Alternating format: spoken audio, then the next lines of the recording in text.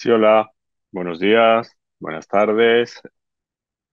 Un afectuoso saludo a todas y a todos los participantes en nuestro ciclo Diálogos Iberoamérica-Corea, organizado por el CEIT de la Fundación General de la Universidad de Málaga. Retomamos nuestra serie de encuentros después del descanso veraniego invernal con la sesión dedicada a la literatura, idioma y traducción. Y no lo podemos hacer con un mejor plantel. Es una alegría poder contar esta tarde, esta mañana, con dos protagonistas singulares del asunto en concreto que nos ocupa. Le damos la bienvenida a Nicolás Braesas. Él es traductor y editor en la editorial Huarán, un sello argentino especializado en literatura coreana. Estudió el idioma en la Universidad de Seúl y se formó como traductor también en el Instituto de Lenguas Vivas Sofía Spangenberg. La editorial Huarán es un aliciente contemporáneo y un referente de la nueva literatura coreana, con una labor ingente, no solo de edición, sino que yo lo aumentaría, añadiría también con una labor muy importante de investigación y de apuesta por la literatura coreana. Camina en paralelo en la vida de la editorial con lo que podríamos llamar, lo que algunos autores, pues por ejemplo Shin, denominaría la coreanización del mundo, por lo que tiene los elementos críticos necesarios para analizar y valorar este proceso, pues, que hemos llamado la coreanización, el presente y el futuro de el mismo. En una reciente entrevista afirmaba Nicolás: yo creo que el feminismo es el gran tema del siglo XXI, es el tema que lo atraviesa todo, les decía. Su catálogo realmente recoge también intensamente esta orientación y tendremos oportunidad de comentar este y otros asuntos importantes relativos al tema que nos ocupa.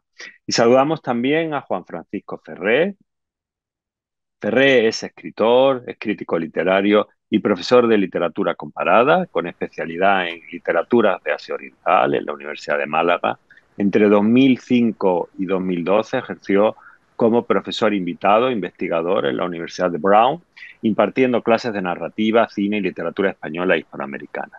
Ha sido premio Herralde de novela en 2012 con la obra Carnaval, y Revolución, su última novela, la editorial Anagrama, se publicó en mayo de 2019 y obtuvo el Premio Andalucía de la Crítica en el año 2020.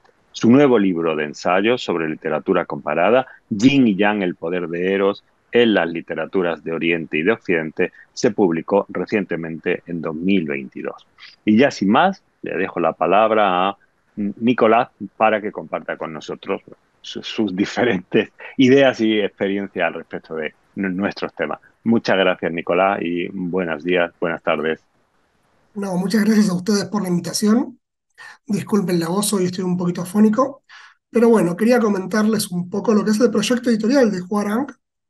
Ahora voy a compartir un PowerPoint que traje un par de diapositivas. Y cómo surge este proyecto que es relativamente nuevo. Es del 2019, en mayo, no llegamos ni a 5 años, pero bueno, ya pudimos empezar a sentir un poco lo que es esta coreanización del mundo, por así decirlo. Yo, antes de arrancar, quería marcar como un año clave en lo que es la literatura coreana, que es el 2016, cuando Hangang gana la vegetariana. Eso fue realmente una ruptura de aguas entre lo que se venía publicando y lo que se iba a venir. Antes de ese premio, yo lo que veía en el mundo editorial, sobre todo para Corea, era que había una tendencia a sectorizarla en ciertos temas.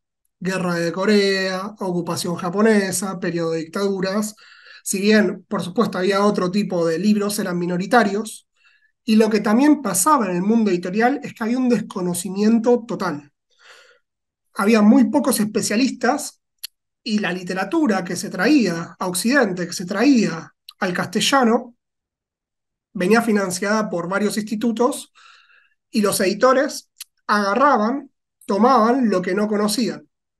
Había pocos agentes literarios en el medio, había pocas traducciones a otras lenguas para tal vez ver qué estaba pasando en el francés, en el inglés, y solamente podíamos tomar lo que nos era ofrecido. Y ahí se estaba armando un corpus que tal vez era lo que Corea pensaba que iba a ser relevante o lo que podría llegar a mostrar. Y ahí hay un peligro.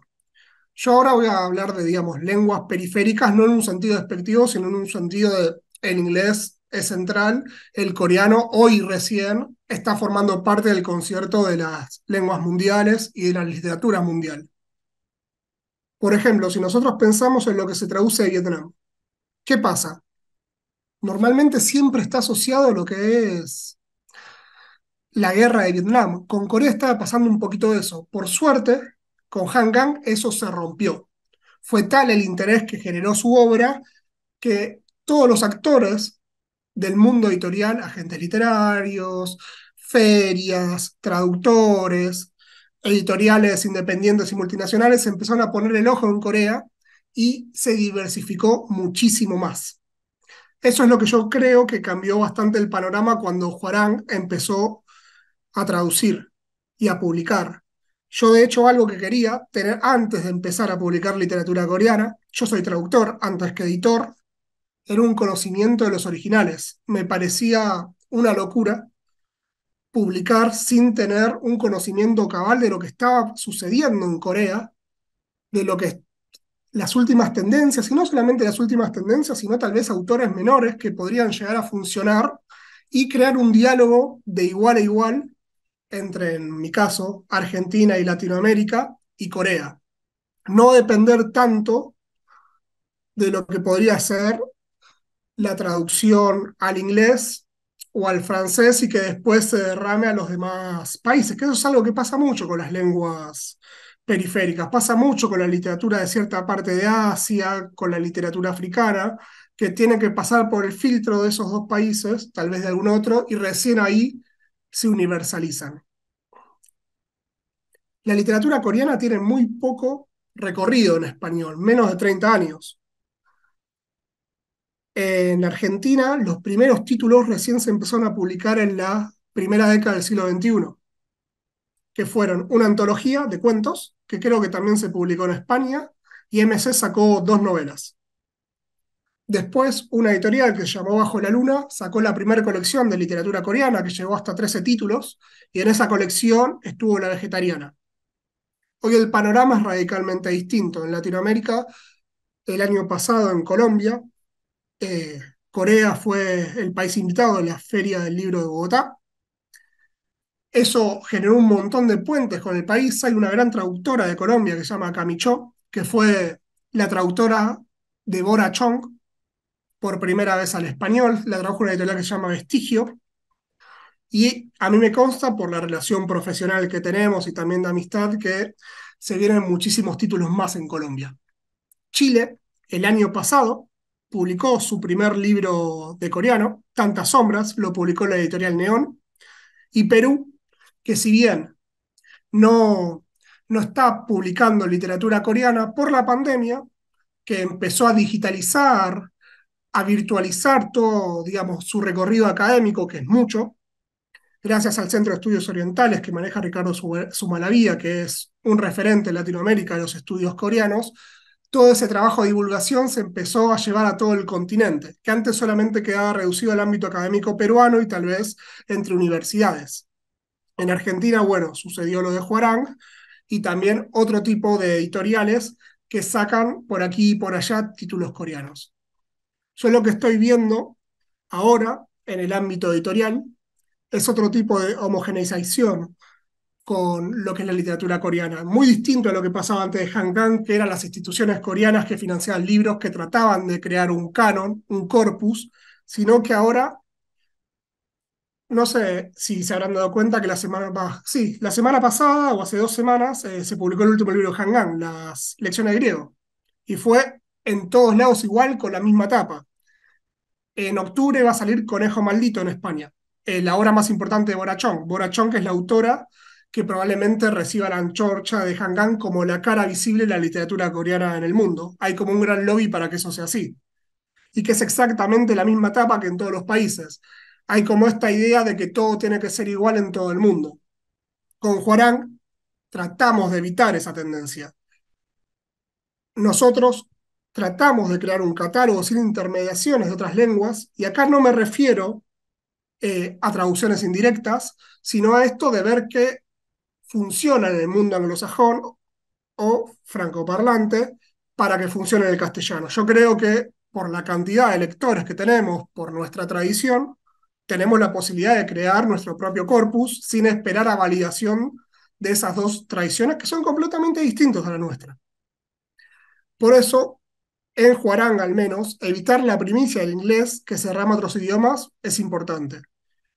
Yo quería comentarles un ejemplo con esto que me pasó con Huarang. Camicho hace ya 2 años, me había ofrecido traducir a Borachón. Dijo, esta es la autora que se viene, va a ser una autora importantísima, ya estaba en la lista larga del Man Prize, al final ella quedó en la lista corta, pero no ganó el premio, y me dijo, tenemos que apostar por esta autora. Justo en ese mismo momento, una traductora española, Irene Aldivia, eh, me ofreció publicar las obras reunidas de Pak Tae-won, un autor clásico, un autor muy importante del periodo de la ocupación japonesa. Y yo ahí como que entré en un dilema, ¿qué hago? Yo no tengo recursos infinitos. Y me decidí por Pak Tae-won, porque mi idea, si bien por supuesto estoy acá por el dinero, quiero sobrevivir, pensé que Borachón iba a llegar de todas formas al español. Iba a salir en alguna editorial española, de hecho va a salir, se terminó publicando en Colombia el libro que me ofreció Cami, pero Pak Tae-won, si no lo publicamos nosotros, yo no sé si va a llegar al español.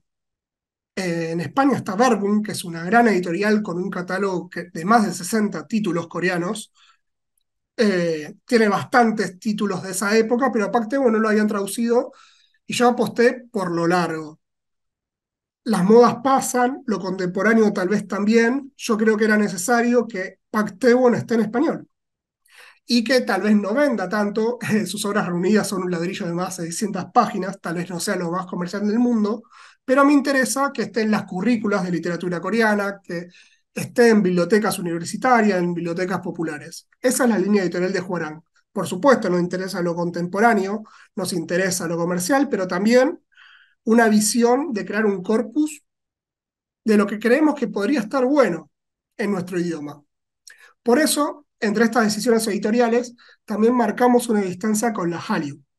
La Hallyu, esta gran obra coreana, que realmente nos ayuda muchísimo a divulgar la literatura y nos crea un piso de ventas muy grande, pero también un techo muy marcado. ¿A qué me refiero? Nosotros en Huarán lo que vemos en el mercado es que hay muchísima gente que tal vez no le interesa la literatura, que tal vez no lee tantos libros, pero como está interesada en Corea, digamos, en la cosmética, en la música, en los cines, en la tele, le da una oportunidad a la literatura. Y de repente, esos otros tipos de artes o de industria son la puerta de entrada a la literatura. Por un lado, eso está muy bien, pero nosotros también estamos tratando de romper a Corea como un nicho, de romper, nosotros decimos en chiste, el cerco coreanista, para que pase lo que pasa con otras literaturas. Yo tal vez leo una novela alemana, yo la verdad que no tengo ni idea de la cultura alemana, yo no soy ducho en eso. Y tampoco me interesa, capaz que simplemente quiero leer un autor alemán porque me dijeron que es bueno. Yo espero un acercamiento a la literatura coreana por eso, por la literatura, autonomizar el campo y que no sea todo como un menjunjo, un collage en lo cual se mezcla todo.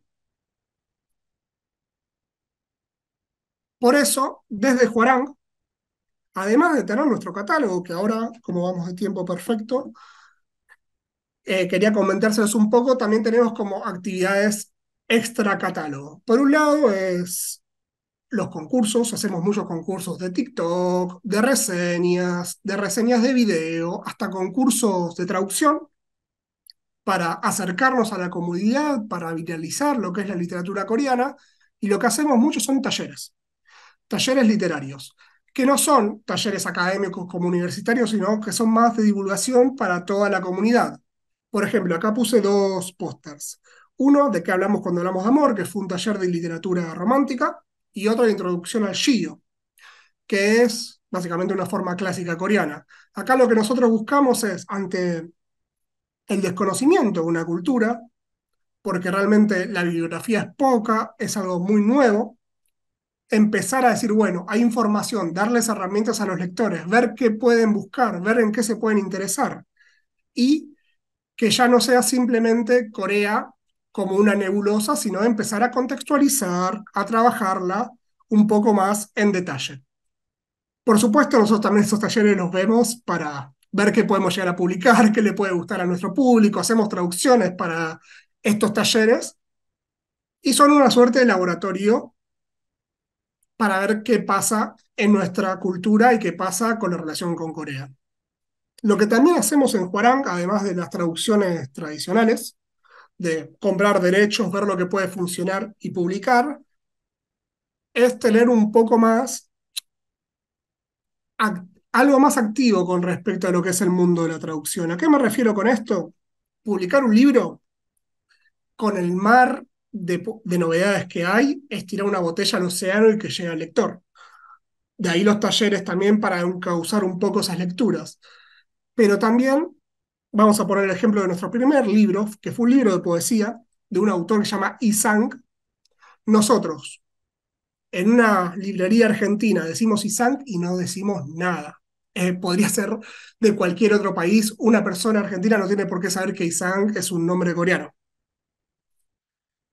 Por eso lo que hicimos, además de tener esta actitud pasiva de traer y publicar, también tuvimos la actitud activa de reformular las traducciones y de empezar a jugar un poco con todas las variables. Nosotros somos una editorial traductora y la traducción le damos mucha importancia. ¿A qué me refiero con esto? Isang nació en la ocupación japonesa. En ese momento había algunos autores que escribían en japonés, otros en coreano, algunos en una mezcla medio rara. Isang particularmente escribía en los dos idiomas y además mezclaba muchas lenguas occidentales, estaba fascinado con lo que era la cultura occidental. Y este libro, que son 15 poemas, hicimos una traducción al castellano clásica, y de esa traducción, tres poetas traductores, un brasilero, Douglas Diegues, un paraguayo, Cristino Bugado, y un catalán, Marc Ramos, hicieron traducciones a lenguas mixtas. Este libro, vos lo lees y está traducido al español, al catañol, al chopará, que es una mezcla de guaraní y español, y al portuñol, que es algo que se habla en la frontera entre Brasil y Argentina, portugués-español. Lo que buscábamos con esto era un poco rescatar el espíritu lúdico de Isang, pero también que la atracción de estos nombres de los traductores, que ya tienen sus determinados seguidores, fanáticos, tienen un nombre en la academia, traccionen el libro y den a conocer un poeta. Como todos sabemos, la poesía es medio difícil de vender. Contaminar un poco y que de repente, bueno, se empieza a hablar en el ambiente poético argentino de este gran autor coreano. Acá, para ponerlos un ejemplo, no se los voy a leer.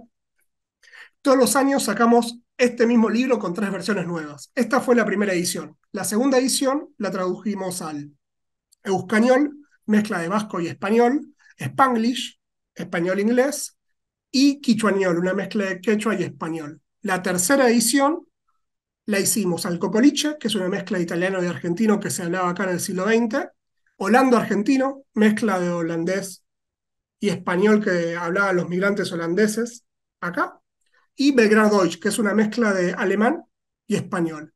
Y en la última edición, la que sacamos este año, al ladino, que es el judeo español sefardí, al hebraniol, que es lo que hablan los argentinos que viven en Israel, mezcla de hebreo y español, y al castidish, lo que habla la comunidad judía acá, que es una mezcla de yiddish y español.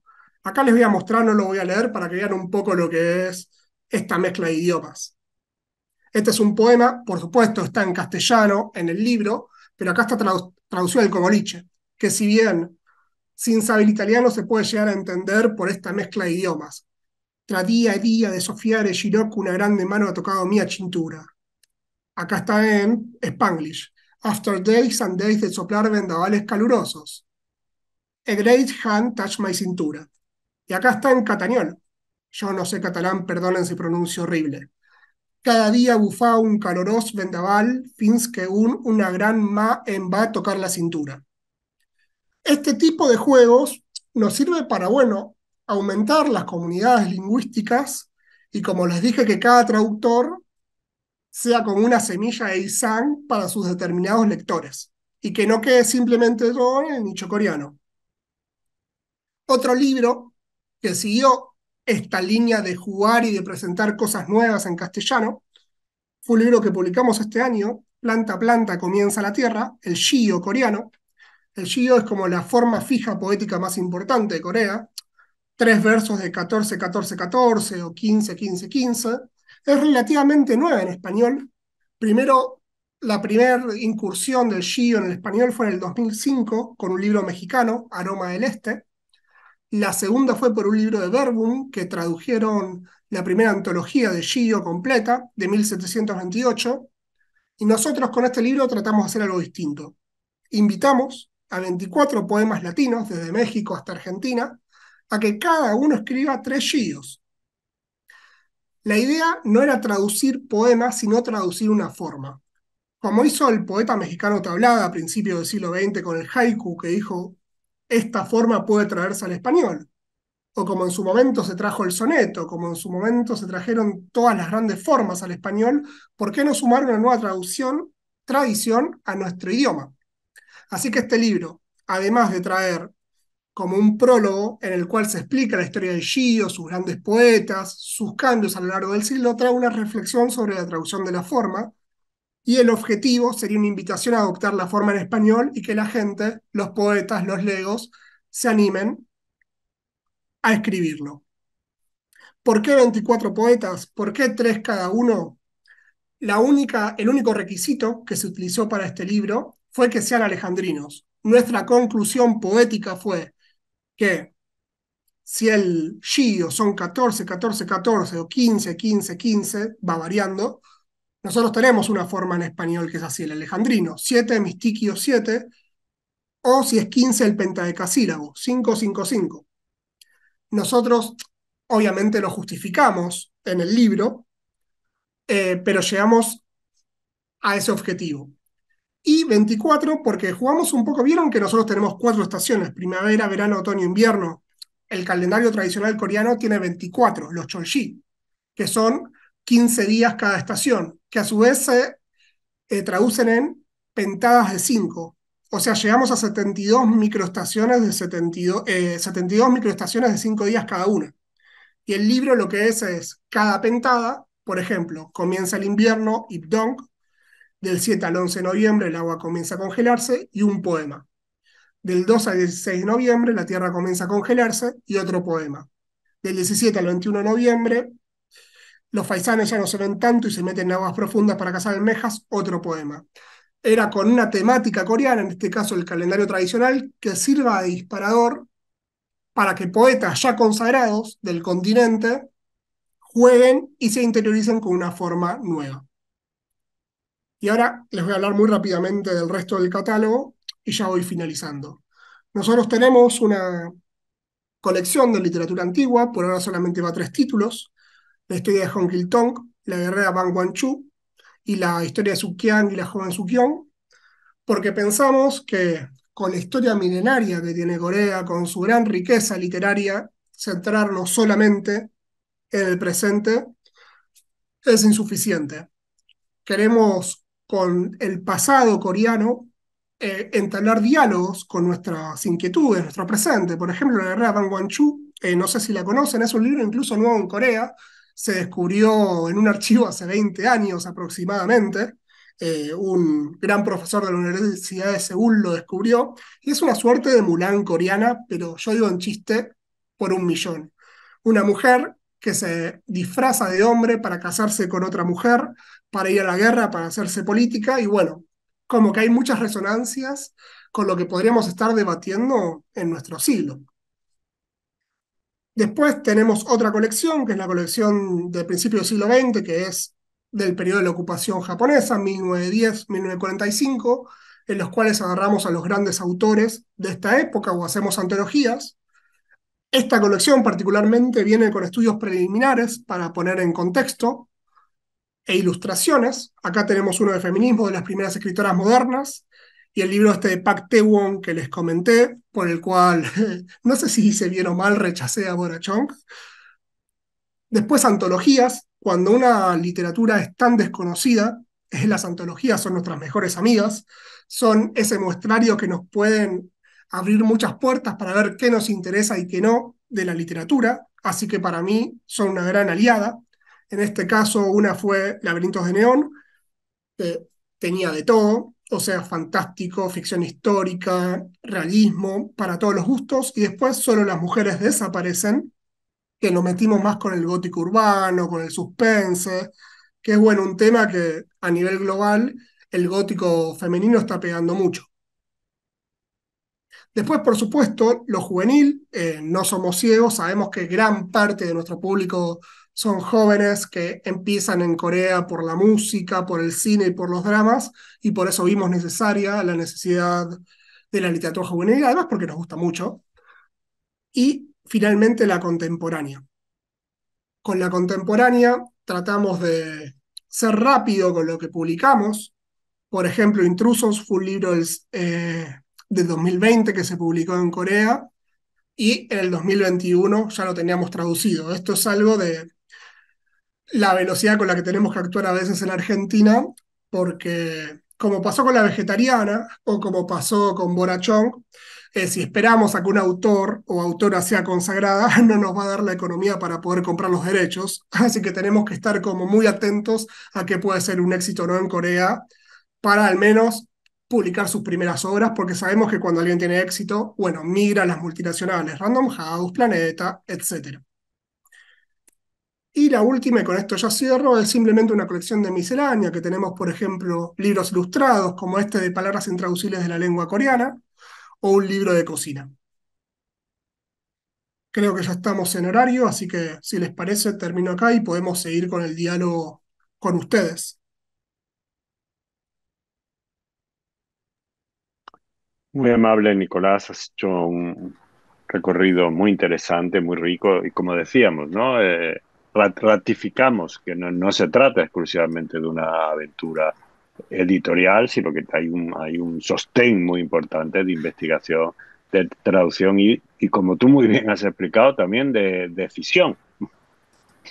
Hay Ujú. que elegir y hay que marcar un rumbo. Muy bien, le paso la palabra a Juan Francisco Ferré. Muchas gracias. Bueno, gracias a Nicolás por la estupenda presentación que ha hecho de su catálogo. Y gracias a Manolo por invitarme a esta charla en la cual yo voy a intentar aportar algunas pinceladas de teoría, algunas pinceladas de literatura comparada y algunas pinceladas que de alguna forma ubiquen también lo que es la literatura coreana en el contexto de la literatura mundial, que ya Nicolás ha mencionado también como su perspectiva y es evidentemente la mía. La literatura mundial, es decir, aquella literatura que incluye, que es un sistema de sistemas y por tanto incluye distintos sistemas hasta constituir un polisistema o una multiplicidad de sistemas o de polisistemas, ¿no? Y efectivamente la literatura coreana es una lengua periférica en ese sentido que en un momento determinado ha entrado en el mercado global. A mí estas categorías me interesa manejarlas porque creo que son útiles a la hora de comprender también el contexto a partir del cual podemos recibir a Corea con los brazos abiertos, con los brazos cruzados, con la mano abierta o con la mano simplemente tendida con discreción o con pudor o a veces incluso con prevención. ¿Por qué digo esto? En un sentido, Corea, antes de vender libros, y aquí voy a hacer un poco, si me permitís, también de provocador cultural, antes de vender libros, Corea evidentemente nos ha vendido móviles, ¿no? Nos ha vendido televisores, nos ha vendido coches, nos ha vendido todo tipo de aparatos tecnológicos en los cuales son evidentemente tan avanzados o más que otros, que incluso Estados Unidos, ¿no? Y también, evidentemente, nos han vendido, como es lógico, su cine con el último éxito de Parásitos, aunque ya se nos queda un poco atrás. La pandemia lo ha convertido en algo remoto, pero al mismo tiempo el cine coreano desde probablemente mediados de los 90 hasta hoy mismo es de alguna forma se ha convertido en uno de los hábitos de consumo generalizados en el mundo occidental como cuota de exotismo, ¿no? Como cuota, como producto exótico que de alguna forma aporta una novedad en el panorama también mundial, ¿no? Del audiovisual o del cine mundial. Y series de televisión, obviamente, para que no se me pueda olvidar el juego del calamar como momento cenital. Yo he de decir, como nota crítica, ¿no? Que frente a esto, frente a los móviles, frente a los televisores, frente a los coches, frente a las series de televisión, como El juego del calamar o películas como Parásitos, encuentro o siempre he encontrado, con matices, evidentemente, que la literatura, digamos que estaba un escalón por debajo. Yo soy muy fan, evidentemente, de la literatura china y de la literatura japonesa, y en ese sentido he tardado mucho en comprender o en descubrir cuáles eran las virtudes específicas de la literatura coreana. Quizá eso se deba también a una cuestión muy sencilla. Yo no me presto, y he escuchado que Nicolás tampoco, y hace muy bien, evidentemente, a lo que serían las maniobras propagandísticas, promocionales, publicitarias, a las que estamos acostumbrados a ver actuar a lo que se llamaría la marca Corea, ¿no? Ese deseo de Corea de pasar de la nada al todo, es decir, de haber sido una dictadura en los años 80, hasta los años 80, a querer ocupar un espacio en el mundo global destacado, sobresaliente y a su vez rentable, ¿no? Provechoso.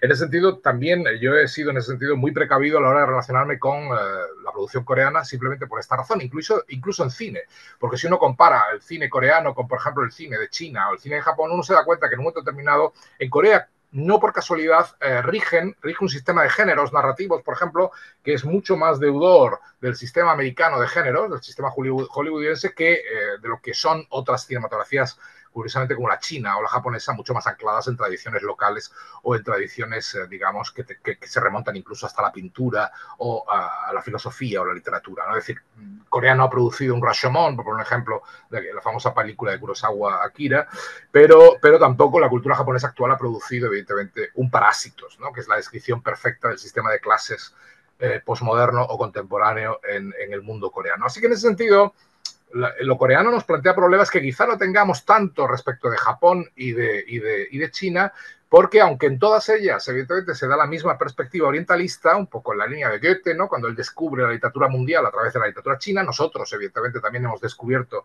la literatura mundial a través de las literaturas asiáticas, obviamente en un momento determinado también hay aspectos políticos, geopolíticos que deben interesarnos, ¿no? Por ejemplo, es obvio que Nicolás habla desde el cono sur, es decir, desde la periferia americana, del mismo modo que yo estoy hablando, y Manolo también estamos hablando, desde la periferia europea.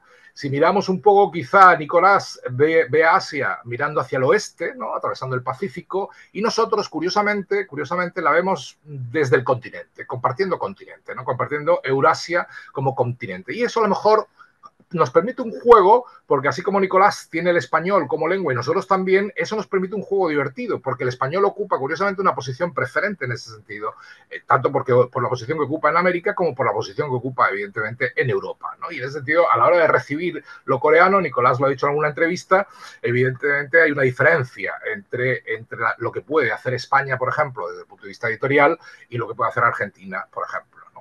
Es obvio que la diferencia económica financiera es grande entre las grandes editoriales y lo que son las pequeñas editoriales como lo es Hwarang, ¿no? Como él decía muy bien, Borachón, por ejemplo, va a ser editada, si no estoy equivocado, va a ser editada por Random House, lo cual dice mucho, ¿no? Lo cual dice mucho y va en la línea de lo que voy a decir a continuación. Quizá otra razón para tener prevenciones ante el modo en que lo coreano se presenta al mundo está también en su historia, porque yo veía con mucho interés las publicaciones que ha hecho Nicolás en su editorial, por ejemplo, de Hong Gil-dong, que es una novela que yo trabajo en mis clases y que es un libro clásico dentro de los estudios coreanos, y que sin embargo es una novela que en realidad los últimos estudios, por ejemplo los estudios que hace Min Soo Kang en Estados Unidos, evidentemente la sitúan más como producto del mercado editorial del siglo XIX que realmente como obra procedente del siglo XVII, ¿no? Coreano.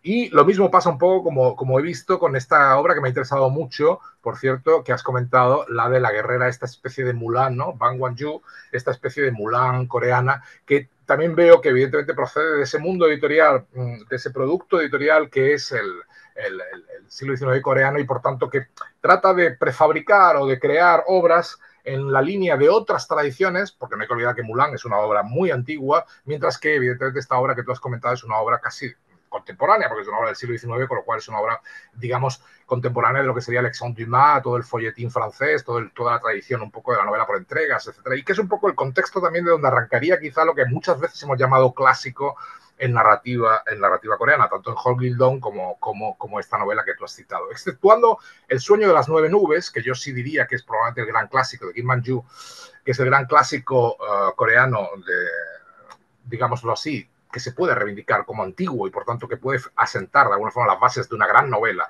al equivalente de las de China y Japón, pues evidentemente salvado esta novela realmente gran parte de lo que consideramos clásico en la que se refiere a la narrativa, que es mi especialidad, evidentemente en Corea se remontaría al siglo XIX, ¿no? Y eso también nos interesa en un sentido porque de alguna forma nos sitúa ya la literatura coreana, la literatura narrativa muy apegada al mundo editorial y al mercado editorial, ¿no?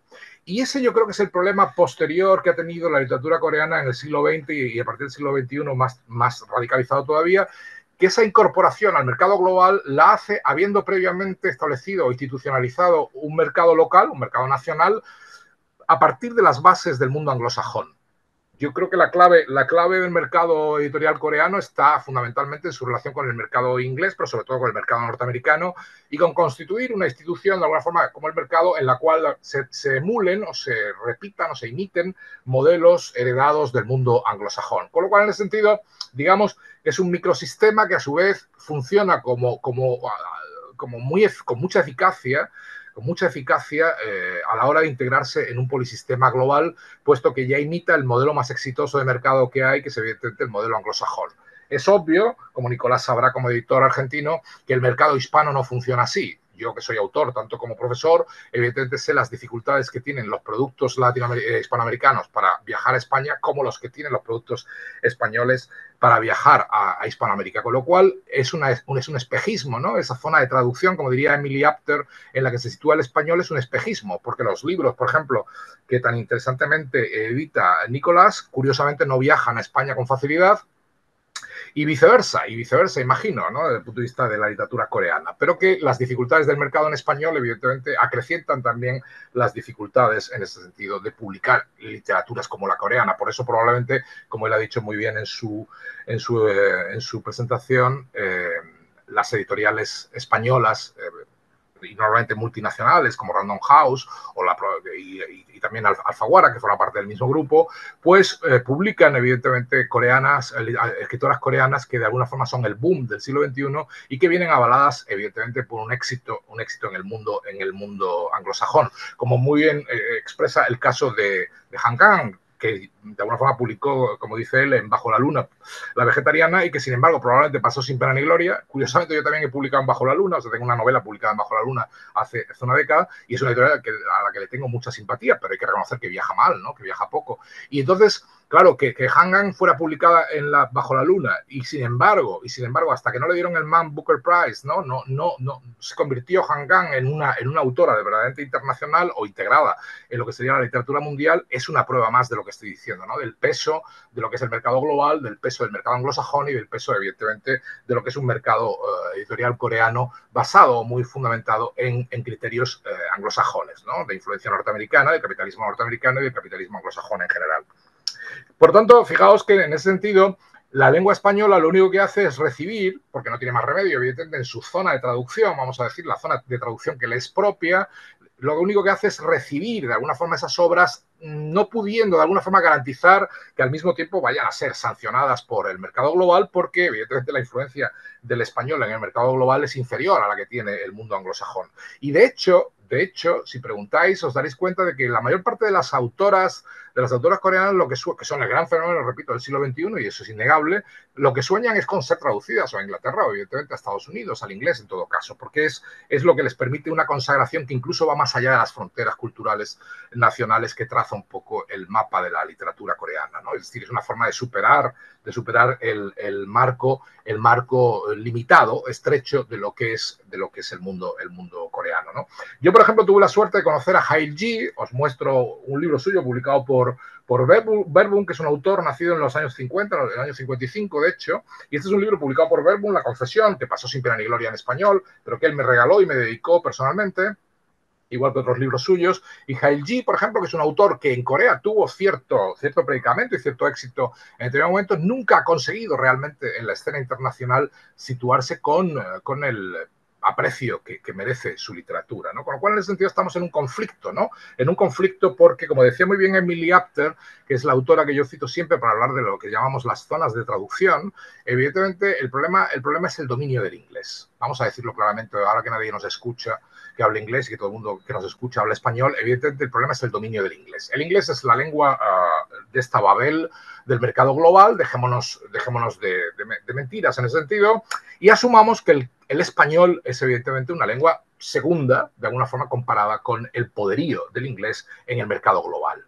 Claro, cuando Emily Apter ya criticaba esto a principios de este siglo, esta especie de hegemonía, ¿no?, del mundo anglosajón y del mundo, en un mundo que era plural, en un mundo que era capaz de incorporar a la literatura mundial y al mercado global todas las lenguas del mundo a través de la traducción, pues sorprendentemente, sin embargo, como siempre suele ocurrir, una de esas lenguas se convertía en hegemónica a la hora de ser la lengua que sancionaba o que finalmente consagraba a los autores. Por tanto, todos esos conceptos que Emily Apter manejaba entre lo que llamaba ella lo trans, ¿no? Lo trans como el paradigma fundamental de lo que pasa fronteras, de lo que atraviesa géneros, de lo que está permanentemente en tránsito y en transición, la translation, como la llamaba ella, jugando con las palabras, poniendo translation, la segunda, la L también en mayúscula para destacar ese concepto, translation, y también la transnation, estableciendo una igualdad entre traslación o traducción y transnacionalidad, es decir, capacidad de traspasar, ¿no?, los límites fronterizos, pues al final encontraba un tope, ¿no?, en el hecho de que al final el inglés se convertía en la lengua hegemónica. Y por tanto, esa falsa Babel de la literatura mundial, esa falsa Babel del mercado global o de la literatura globalizada, evidentemente al final encontraba en el inglés, digamos, una solución para acabar con Babel, en definitiva, y para hacer que todas las autoras, como decía muy bien Nicolás también en su presentación, todas las autoras sonaran más o menos igual, porque en el fondo, como tú decías, no solo es un problema de portadas, sino al final también es un problema de lenguaje, ¿no? Y que al final, si uno lee lo mismo a Han Kang, que si uno lee a la autora del gran éxito ¿cómo se llama esta autora? Te lo voy a decir ahora mismo.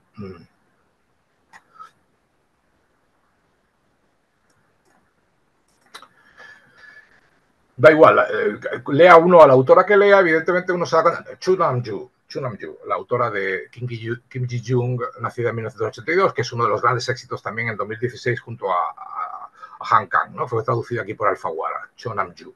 Pues si uno lee a estas autoras se da cuenta que al final hay un problema de lenguaje. Al final el coreano, bueno, pues pierde su especificidad, como se decía, y pierde su fluidez o pierde lo que es idiosincrásico de su forma de estar escrito y de su forma de poder leerse, y se integra en una especie de neolengua internacional que da igual que sea española que inglesa. De hecho, si uno compara Kim Ji-young en su versión inglesa y en su versión española, se da cuenta de que en realidad las traductoras han partido casi de las mismas premisas, ¿no?, a la hora de traducir, con lo cual da igual que esté en español como que esté en inglés, y probablemente si hacemos lo mismo con el francés pasaría exactamente lo mismo, ¿no? El peligro de esto es evidentemente la homogeneización, y me alegra escuchar en ese sentido la estandarización de la traducción también, y me alegra escuchar en ese sentido a Nicolás al decir que él cuida especialmente la traducción, y me consta, de hecho, porque he leído cosas sobre la editorial y sobre las publicaciones de la editorial que así lo confirman, y lo que quería de alguna forma terminar diciendo es que también hay algo detrás del éxito de la literatura coreana en el mundo, es su corrección política. Yo creo que en un momento determinado, innegablemente, de todas las literaturas extremoorientales, China, Japón, por ejemplo, en comparación con esta, pero podemos citar otras más pequeñas, ¿no?, incluida Filipinas, por ejemplo, que está casi desaparecida del mapa. La gran diferencia quizá, y no sé a qué se debe, es que muchos lectores cuando leen literatura china dicen que son un poco salvajes, que son un poco intempestivos, que son quizá están un poco domesticados. Si uno lee, por ejemplo, a Moyan, a Jia Pinghua o a otros autores y autoras, y con los japoneses pasa igual. Los encontramos, o mejor dicho, mucha gente los encuentra hoy en día demasiado toscos, rudos, salvajes, como pasa también un poco con su cine, y sin embargo, el dominio de las escritoras coreanas finalmente ha impuesto una imagen de Corea muy exportable, ¿no? Muy exportable, muy relamida, muy pulida, muy presentable. En ese sentido es una maniobra de escaparate realmente muy inteligente, por la cual de pronto evidentemente las escritoras coreanas han empezado a hablarle también a las mujeres del mundo, de un mundo que, como decía muy bien al principio Manolo, citando a Nicolás, evidentemente considera que la aventura femenina es una de las grandes aventuras del siglo XXI. Yo no diría aventura feminista porque esa ya se cumplió, pero sí, evidentemente, lo que queda todavía después de las conquistas del feminismo, ¿no? Que es mucho. En ese sentido, claro, Corea ha coincidido, su reloj ha coincidido con el reloj occidental en el momento en que la agenda ponía en el mapa, evidentemente, la necesidad de la escritura femenina, cosa que en España, por ejemplo, también, supongo que en Argentina se da también, en España se da de modo proliferante, ¿no? Y prolijo. En ese sentido quería decir que, claro, la diferencia es que de alguna forma siempre hay política, siempre hay gestión política, y en el caso de Corea hay además ese gran elemento import-export, ¿no? Que domina finalmente el escaparate y que hace que en un momento determinado las autoras coreanas se conviertan en representativas también de una visión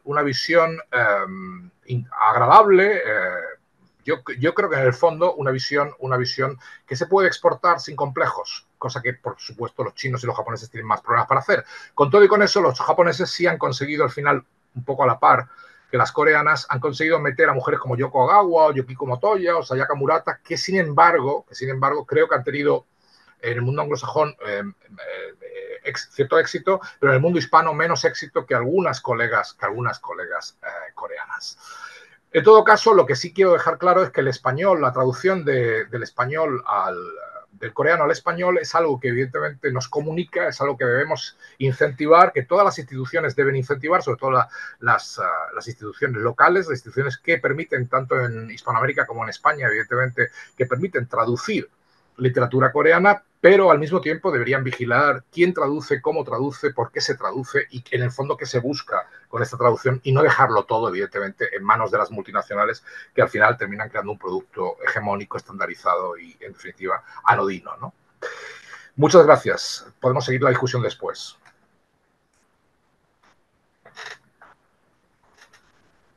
Pues fantástico también, Juan Francisco, muchísimas gracias. Ha sido vibrante la intervención. Creo que el diálogo, ¿no? Se establece con facilidad. Si es tan amable Nicolás de poner su imagen, se lo agradezco. Y así estamos los tres un poco en imagen. En que creo que hay muchas conexiones entre las dos intervenciones, cada uno desde, lógicamente, vuestra sensibilidad, ¿no?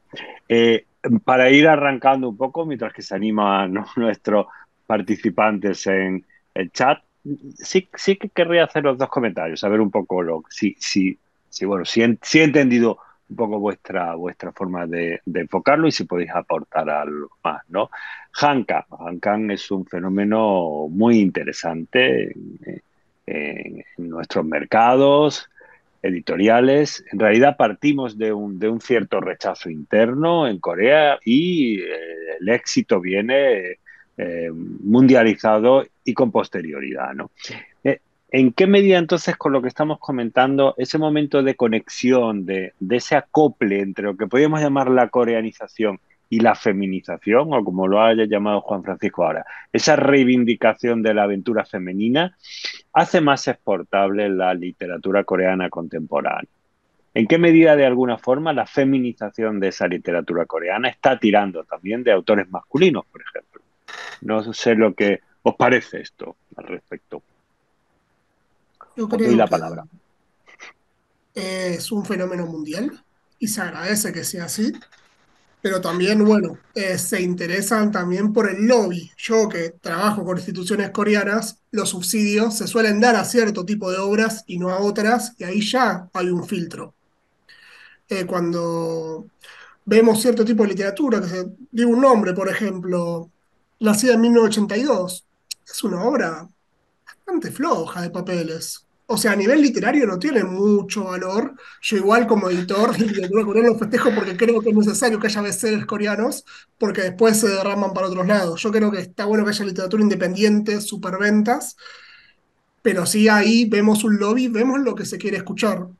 Hay un traductor, Anton Ur, que es como el referente de traducción en el mundo anglosajón, y una vez hizo una crítica muy interesante de una novela que salió en Argentina y en España sobre mi hija. Y él dijo, para mí esta obra es un retroceso. Esta obra hasta sospecho que fue hecha a pedido y se le da a los occidentales todo lo que ellos quieren escuchar de Corea, que somos conservadores, que no hay alegría, que la tragedia, que la mujer sufre, cuando Han había hecho eso y de una forma mucho más interesante y le había dado una rosca a la literatura coreana mucho más interesante que esa obra conservadora para él a nivel estilístico y a nivel tema. Y él la compara con otra obra que todavía no se tradujo al español, pero yo creo que se va a traducir, Amor en la gran ciudad, que para él toma el tema LGTB de una forma mucho más festiva, mucho más alegre, da otra mirada a lo LGTB en Corea, que esa versión conservadora de Sobre mi hija. Y sacando que uno esté de acuerdo que no, él no es la verdad en nada, me pareció como interesante su visión. Fantástico. Juan Francisco, ¿aportamos algo?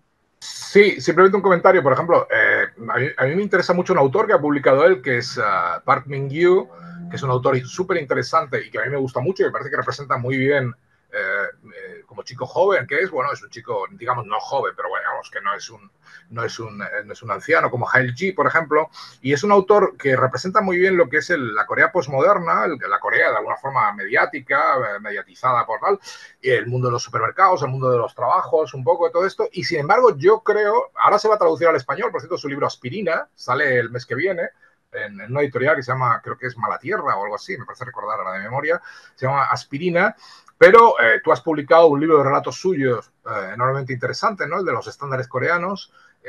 Querría que me dijeras si tú ves que, Nicolás, si tú ves que de alguna forma, y yo creo que no, pero a ver qué piensas tú, yo creo que Park, por ejemplo, es menos conocido fuera de Corea que muchas colegas suyas que tienen infinito menos talento, ¿no? Aquí, repito, que me coloco en la posición del provocador, ¿no? Pero que es así, o sea, como que las autoridades coreanas a Park no lo quieren promocionar porque evidentemente da una visión cáustica o satírica o en un momento determinado cómica o en un momento determinado paródica o en otra postmoderna, un poco como Tsutsui, ¿no? Por ejemplo, en Japón, una visión paródica, una visión cómica o en todo caso pop también, o rockera incluso, y sin embargo, yo creo que es mucho más interesante que el punto de vista sentimental, a veces emocional, afectivo, etcétera, en el que muchas de estas autoras, e incluyo a Han en esto, yo no soy fan de Han creo que reciben inmediatamente el aplauso sin demasiado esfuerzo, ¿no?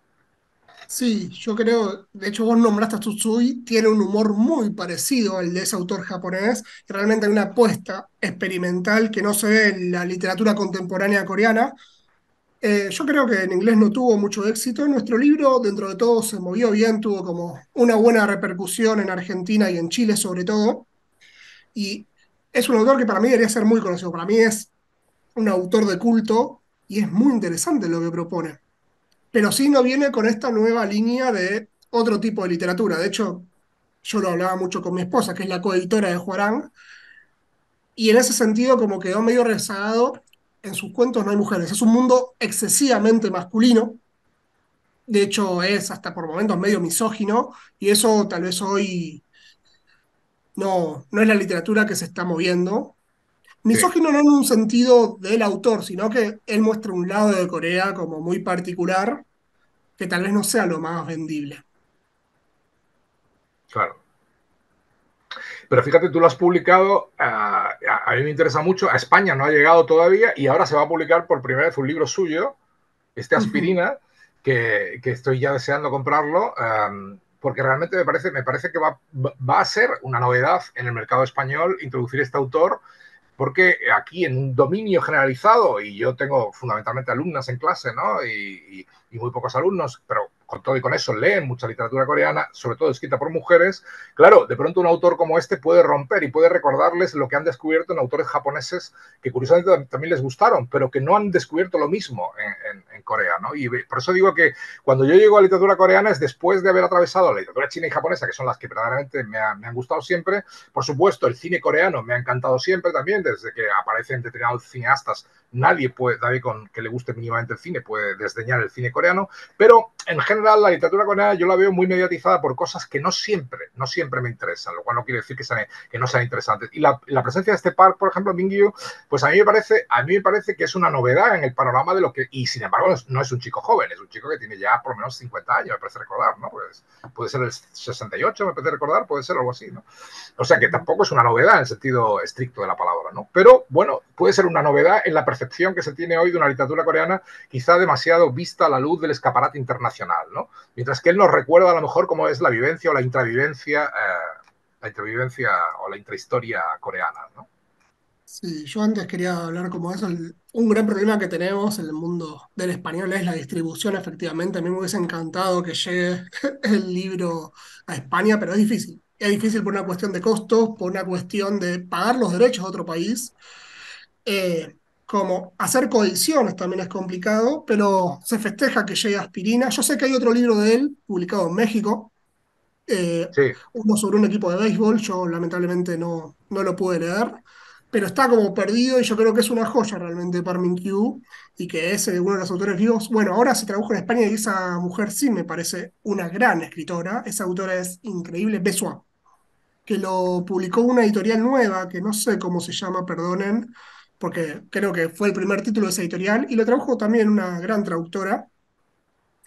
Y Besua me parece que tiene un estilo literario y una magia que va más allá de estas modas literarias y que vale mucho la pena leer. Y también es una señora de 60 y largos. claro. Es como de otra generación, que para mí, bueno, ella no lo perdió.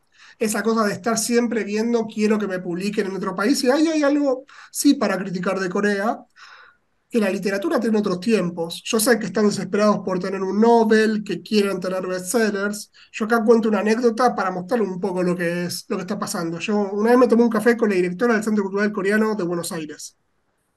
Y ella no me lo dijo de mala manera, pero me dijo, ¿por qué publicas esas cosas? ¿A quién le importa? ¿Por qué no te metes con otro tipo de literatura? Pero yo decía, bueno, a veces la literatura va por otros caminos. Y realmente ella, y no estoy hablando de una charla de café con un don nadie. La directora del Centro Cultural Coreano no entendía el catálogo de mi editorial, porque le parecía poco comercial.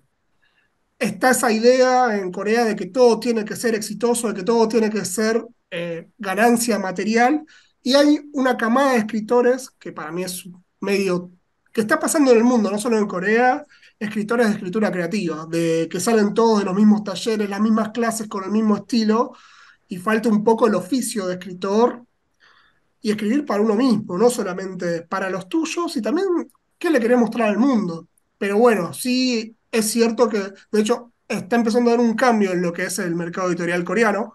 Corea tiene una gran tradición cuentística, capaz que en el pasado, incluso hoy, un escritor famoso te sacaba 5 títulos de cuentos y recién después una novela, y ahora con el ojo en Occidente está pasando lo contrario. Se están tirando la novela porque sabe que nosotros tenemos todavía la novela como el gran género comercial.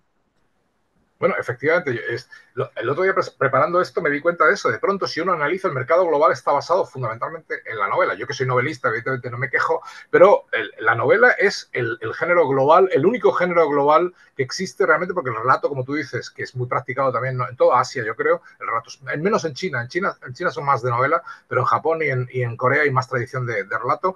Pero volviendo al tema que decíamos, como tú dices, están esperando un Nobel y yo creo que hay una competencia, ¿no? A ver quién o cuál de las chicas consigue finalmente el Nobel, que puede ser la sanción definitiva a un sistema literario que está esperando simplemente ese reconocimiento último, ¿no? Y eso es muy interesante, ¿no? No sé si hay alguna pregunta, Manolo, o alguna cosa por ahí. No se te oye, Manolo, no se te oye. El micrófono. Sí, disculpa. Sí, decía que os interrumpo brevemente para ir introduciendo algunas de las cuestiones que van apareciendo en nuestro chat. Nicolás y Juan Francisco, os estáis refiriendo al mercado global cuando se habla de cultura coreana. Y queremos preguntaros, han surgido alguna interrogante en ese sentido, si es posible y cómo se puede marcar la distancia de la literatura coreana con el Hallyu. No parece sencillo, ¿verdad? O sea, creo que es complejo autonomizar este campo, sobre todo teniendo en cuenta pues, que la política cultural coreana no lo hace. Y acaba de comentar Nicolás una escena, ¿no? en la que hay incluso como un reproche, ¿no? En ese sentido. ¿Es posible? ¿No es posible? ¿Cuál sería un poco los factores de ventaja y de inconveniente? Porque realmente, quizá se podría responder de una manera un poco básica. Voy a responder yo en el sentido de que no respondáis eso, sino que intentemos ir un poco más arriba porque yo es la respuesta que se me ocurre, ¿no? Y vosotros pues tenéis otra experiencia y otros recursos en este sentido. Es decir, el Hallyu puede servir de palanca, es lo que se me ocurre. Pero ¿cómo conseguimos autonomizar el asunto del mercado literario? Yo creo que con la publicación sistemática de literatura, sin importar tanto que en su momento tengan éxito o no, capaz que en 10 años sí, capaz que se hace parte de una currícula, por ejemplo, PubMinQ. Ahora ya sabemos que probablemente se den en universidades y ahí se armen otras redes. Y yo creo que es una cuestión también, a Corea la criticamos mucho, pero es loable lo rápido que está haciendo todo y está como en un periodo formativo todavía de expansión global. Y es totalmente impresionante la velocidad de lo que hacen. Yo creo que este público que se formó con series, que se formó con música, que se formó... yo empecé en la literatura coreana porque en Buenos Aires es un barrio coreano y me gustaba comer comida coreana. Y terminé acá.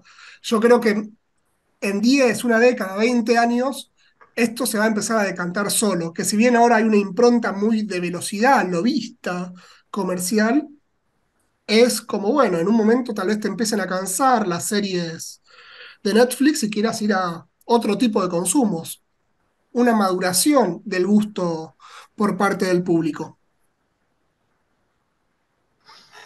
Sí, yo creo que realmente, yo creo que estuvieron distantes desde el principio, porque la nueva ola esta, la Hallyu, esta, de alguna forma fue audiovisual, musical, fundamentalmente. La literatura entró después yo creo que de soslayo, ¿no? Por ejemplo, estos libros de Verbum que antes mencionaba Nicolás, los libros de Verbum, por ejemplo, estas ediciones siempre estaban pagadas por subvenciones del Estado coreano. Es decir, en el fondo habían elegido Verbum porque Verbum es una editorial que en español, evidentemente, publica todo lo que esté dispuesto a pagarse, ¿no? Es decir, incluso ediciones absurdas, pero también las publica, ¿no? Con tal de que, pero poniéndote una lista de espera 3, 4, 5 años, ¿no? Y el Estado coreano encontró en esta editorial una cómplice temprana, ¿no? Y aquí se publicaron muchas, por desgracia, porque las traducciones son patéticas a veces, o son malas, o son flojas, o digamos que no funcionan en español, no fluyen, no tal. Y eso lastra mucho, porque estos libros no se van a volver a traducir nunca más. La Confesión de Haiji nunca más se va a volver a traducir. Y eso me lo decía él también con pena, ¿no? Porque él decía, bueno, he sido traducido una vez, ya no voy a volver a ser traducido nunca más y me ha tocado este traductor, ¿no?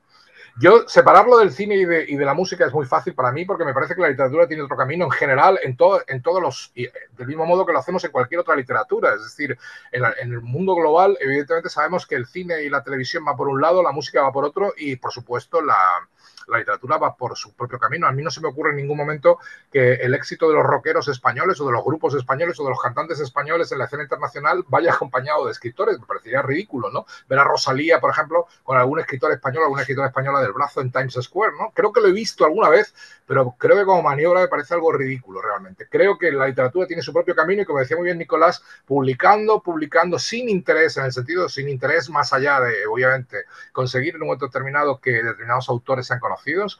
Yo creo que al final la marca Corea es un infundio, como todas las marcas nacionales. Lo que interesa son los autores. Park Min-gyu, evidentemente, es un autor interesante, sea coreano o no sea coreano, y si lo leemos es porque realmente nos interesa, y lo que cuenta sobre Corea es un punto de vista que luego podemos encontrar en otros autores en Japón, en Estados Unidos, en España, en Francia. Es decir, que al final existe una comunidad internacional de escritores, que es lo que llamamos la literatura mundial, que yo llevo defendiendo hace muchísimo tiempo, que Goethe ya defendió hace 2 siglos, y que de alguna forma es la única forma de comprender lo que es la literatura de verdad, al margen de la estrategia publicitaria de los estados, de las multinacionales o de las marcas nacionales, ¿no? Yo creo que en ese sentido hay que saber distinguirse totalmente de esto e imponer la literatura como tal. Porque la única supervivencia que le queda a la literatura en un mundo que fundamentalmente no es literario, como yo he definido más de una vez, vivimos en un mundo post-literario, es una cultura post-literaria. No nos debería extrañar en absoluto el predominio de las formas audiovisuales o directamente musicales, porque evidentemente la escena mediática contemporánea está dominada por esto. La literatura, por tanto, ocupa su rincón.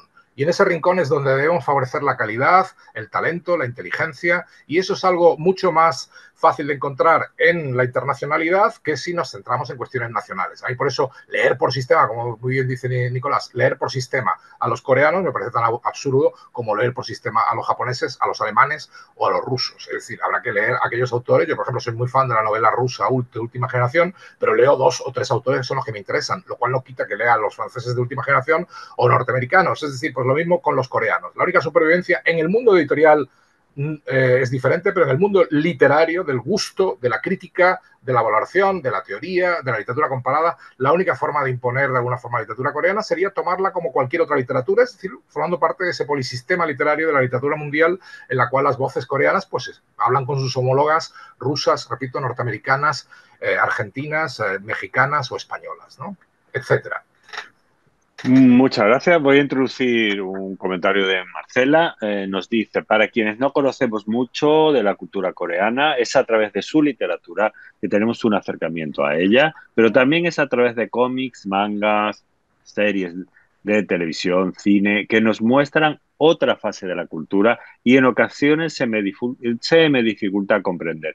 Entiendo que se refiere, y esto me parece muy interesante, a narrativas diferentes, ¿no? No es, vamos a decir, un solo argumento el que se trabaja en todas estas expresiones culturales. Se podría añadir algo, ¿no? En el sentido de que, un poco en línea con lo que estáis comentando, quizá también hay un enriquecimiento de lo que hay por decir. Bueno, a mí particularmente, de todas esas industrias culturales, la más original y más interesante me parece el webtoon. Vos ahí dijeron cómics, no sé si te estás refiriendo a estos cómics que se leen vía celular, que ahí hubo como una invención coreana desde cero, que es genial lo que se está generando a nivel narrativas, a nivel lógicas, y para mí ahí realmente encontraron algo muy propio, pero a la vez muy globalizado. De hecho, el formato webtoon se está adaptando a muchas otras culturas, incluso en Estados Unidos, que es la meca del cómic, y me parece muy interesante cómo ahí sí, sin buscarlo, porque no es que buscaron globalizar sus webtoons, lo hicieron naturalmente.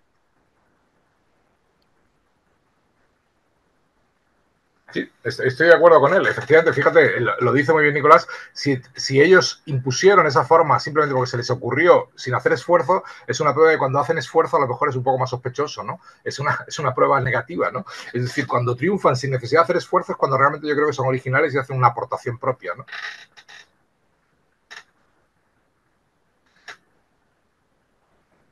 Un segundo que tenía apagado. Otra cuestión que se nos ocurre. ¿Qué factores son los que determinarían el éxito en Latinoamérica? Porque realmente, incluso en foros o cuando uno habla de estos temas con los colegas, hay una impresión de que a pesar de las diferencias que pueden existir o de la concreción de los posibles números de ventas, la idea es que se mueve mucho más la literatura coreana en el mercado latinoamericano. ¿Se corrobora esto? ¿No? ¿Y qué factores son los que pueden estar tras esta percepción? Yo, la verdad que números no manejo en cuanto a las ventas de literatura coreana en España. Sí me consta que son más o menos similares, 2.000 3.000 ejemplares, a menos que haya una Hanggang, nos manejamos en eso, pero creo que en Latinoamérica lo que se está viendo, por ejemplo, yo estoy en una charla en Chile, y en Chile se ve a Corea y su literatura como de primer mundo frágil, como de nuevo rico, y se ven como, salvando las grandes distancias, Chile no es Corea, como de espejo. Porque ven esa idea de que de repente eran muy pobres y de repente, bueno, Chile es la niña linda de Latinoamérica ahora porque es un país estable, porque es un país con mucho progreso económico, pero se ven estos, digamos, desequilibrios que de repente la tradición aparece, estos estallidos sociales, y en Chile está pasando eso con la literatura coreana, se está consumiendo por eso y nosotros exportamos mucho a Chile, y de hecho por momentos hasta hay títulos que vendemos más en Chile que en Argentina, cuando Argentina sería nuestro ambiente natural. En Argentina lo que yo veo, bueno, es esa tradición de bibliodiversidad que siempre tuvimos. Eh, Antes de la ola coreana, antes de todo, nosotros teníamos un barrio coreano que era muy popular en Argentina, básicamente porque es como una pequeña Seúl dentro de Buenos Aires, y es esa necesidad de ver literaturas distintas que es como esa idea de Oswald de Andrade, el antropofagismo. Y después en Colombia, yo no sé lo que va a pasar, pero sí empezó a ver después de la feria esta en Bogotá, realmente como hasta instituciones, universidades que quieren sacar una colección de literatura juvenil coreana. Es como muy extraño lo que está pasando. No te lo podría corroborar en números si efectivamente se venden más que en España, la verdad que lo dudo, pero sí hay como un interés muy fuerte y cada país está tomando como desde su perspectiva Corea. Es muy interesante porque no era tanto lo cuantitativo lo que nos mueve un poco en esta pregunta, sino esta cuestión cualitativa y singularizada, ¿no? Que tú estás planteando. A Sí, nosotros que nos interesa fundamentalmente esa triangulación España, Latinoamérica, Corea, es justo por lo que te preguntamos esto. ¿no me puedo Juan decir un poquito Francisco, más? ¿hay algo de esto un poco en lo que tú investigas o no? Disculpa, Nicolás, te he cortado, ¿verdad? Tú ibas a Ah, no, decir algo y yo, yo, sí, yo te yo he interrumpí, continuado perdón. con la Algo pregunta para Juan Francisco. que quería agregar algo de Argentina que está Sí. pasando, que también está pasando en Estados Unidos muchísimo. Ahora en Argentina hay muchísimos autores argentinos japoneses. Alejandra Camilla es muy conocida, está traducida a varios idiomas, y yo creo que de acá a 5 años va a aparecer un autor coreano-argentino, como pasó con la muchacha esta de Pachinko, que es coreano-estadounidense. Eh, en Argentina ya hay directores de cine asiáticos, coreano-argentinos, chino-argentinos, y yo conozco, digamos, por la vida, autoras que probablemente empecemos a hablar de ella, y eso es algo que también que sean los diálogos en Argentina, con las comunidades que ya estaban, y bueno, aprovechar que de repente Corea está de moda y capaz que el sector literario no veía tanto ese tipo de literatura, la literatura diaspórica, la literatura de, bueno, tradición no hegemónica, pero no solo por eso. Por ahora no apareció nada coreano-argentino, pero la literatura japonesa-argentina, Alejandra Camilla es una maravilla, por ejemplo. Sí, Bueno, pero en el cine sí que tenéis ya algún reflejo, ¿no? Está Cecilia Khan, ¿no? Bueno, Exacto. entre otras, ¿no? Bueno, hay y aparte, pues como tú comentabas antes también, no es solamente el cine diaspórico, sino que está atravesado por cuestiones femeninas. Sí, Juan Francisco, disculpa no, que no, te pero hemos también fíjate que interrumpido. él ha puesto el dedo en la llaga de lo que iba a comentar a continuación con Pachinko, ¿no? Es decir, en qué medida, de alguna forma, el momento en que las literaturas asiáticas encarnan en otras tradiciones occidentales, por ejemplo, Estados Unidos, con el caso de Pachinko, de pronto Netflix se apunta al fenómeno también, es un éxito, un bestseller, luego Netflix hace la serie, me parece recordar, y es una serie Ujú, asiática que pasa por asiática, siendo, por otra parte, una producción evidentemente internacional, vamos a decirlo así, y al mismo tiempo está hecha conforme a un estándar de la visión de Asia que también se tiene. Pero lo fundamental es que la novela está escrita, porque la tenemos en la universidad y me molesté en leerla hace un par de años. Es una novela escrita en un inglés perfectamente anodino, como cualquier bestseller de cualquier autor anglosajón, ¿no? Con lo cual, en ese sentido, es irónico cómo de alguna forma la marca Corea se puede empezar a vender en inglés, que yo creo que sería el éxito último para ellos, es empezar a escribir directamente en las lenguas en las cuales quieren directamente ser exportados, con lo cual no hace falta ya exportación alguna. Me extraña lo que dice Nicolás, sin embargo, de Argentina, teniendo en cuenta lo que cuenta de la pequeña Seúl de Buenos Aires, que creo recordar haber pasado por allí cuando estuve en Buenos Aires hace unos años. Me el extraña que no haya barrio de habido todavía. Flores, ¿no? Me extraña que no haya habido todavía una escritora o un escritor, teniendo en cuenta que, bueno, los argentinos otra cosa no, pero la literatura la lleváis en la sangre mucho más a lo mejor bueno, yo casi allí hay más escritores por metro cuadrado que en casi ninguna otra parte de Latinoamérica, ¿no? En ese sentido me extraña, ¿no? Nicolás, ¿tú cómo lo entiendes el hecho de que no haya habido una coreana argentina o un coreano argentino todavía? Como dijo Manuel, en el cine se dio, Cecilia Kang es una gran cineasta. Un chico, perdonen que no recuerdo el nombre, ganó un concurso con un cuento suyo. Yo lo que creo es que recién ahora lo que es la migración coreana en Argentina se está dedicando a cosas que no sean específicamente el comercio. O sea, como que la primera generación de coreanos argentinos vinieron, trabajaban. La segunda, como que seguían los negocios familiares. Y recién esta tercera generación, que es lo que pasó con los japoneses argentinos, ya digamos son de una clase media bien puesta, se dedican a las humanidades, se dedican a otro tipo, rompen el gueto, por así decirlo, en criollo. Que antes era, de hecho, mi profesor de coreano, con el que yo aprendí coreano, no habla español. Es como recién la tercera generación de coreanos argentinos empiezan a hablar en español. Es como un cambio fuerte. Claro. Fíjate que en España empezamos a tener también poetas creo que son chino-españoles o china-españoles, creo recordar, también ruso-españoles, pero no sé si, creo recordar que no hay ningún coreano, no me he fijado nunca, pero no creo que no hay ningún coreano todavía, ya que la presencia de coreanos en España es bastante, Es muy muy inferior pequeña. a la de chinos, Muy o pequeña. fundamentalmente, ¿no? Que es lo que hay aquí, ¿no? De hecho, este año, por ejemplo, tengo incluso 5 alumnas chinas, ¿no? De origen chino. Es curioso, ¿no? Pero digo, pero claro, a medida que se vaya produciendo ese fenómeno de desterritorialización, de curiosamente reterritorialización lingüística, etcétera, ese juego, ¿no? Entre, como tú dices, distintas generaciones que hablan o no hablan una determinada lengua, que traen o no traen una determinada memoria y por tanto cultural o simplemente histórica y que curiosamente se enfrentan a un nuevo territorio, eso va a dar un enriquecimiento tremendo a la literatura, mucho más de lo que quizá han aportado otras etnias, sorprendentemente, ¿no? Y a mí me parece que en ese sentido, igual que la literatura francesa en este momento se está magrebizando, vamos a decirlo claramente, la literatura, evidentemente, latinoamericana, a lo mejor en un momento determinado se coreaniza de un modo evidente, ¿no? Y por una cuestión de inmigración, tan simple como eso, ¿no? Muy interesante. Voy a intentar también hilar algunas de las cuestiones que están llegando. Hay una pregunta de Mariana por los ebooks, como una alternativa un poco también al tema de los costos, ¿no? Que que ha comentado Nicolás, ¿no?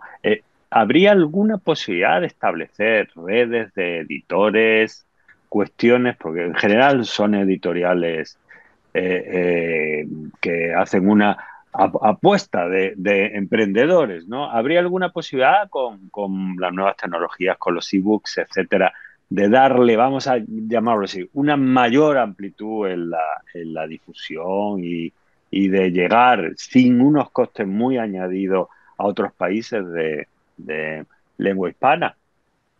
Nosotros hicimos un experimento porque con la pandemia crecimos muchísimo en redes y de repente teníamos a gente de todo el continente, incluso de España, siguiéndonos y pidiendo por nuestros títulos. Y probamos con un título, con el título que más estábamos viendo en físico, y la verdad que no movió el amperímetro. Yo creo que el ebook no reemplazó, pero ni por broma, lo que es el libro físico. Y capaz que la gente que realmente está desesperada por leer tal vez un libro coreano de otro país es mínima, como para querer comprarse un ebook. No hubo un reemplazo tecnológico. No sé si lo va a haber en el futuro, no lo sabría, pero está ya estudiado hasta dónde llega el límite del ebook en español.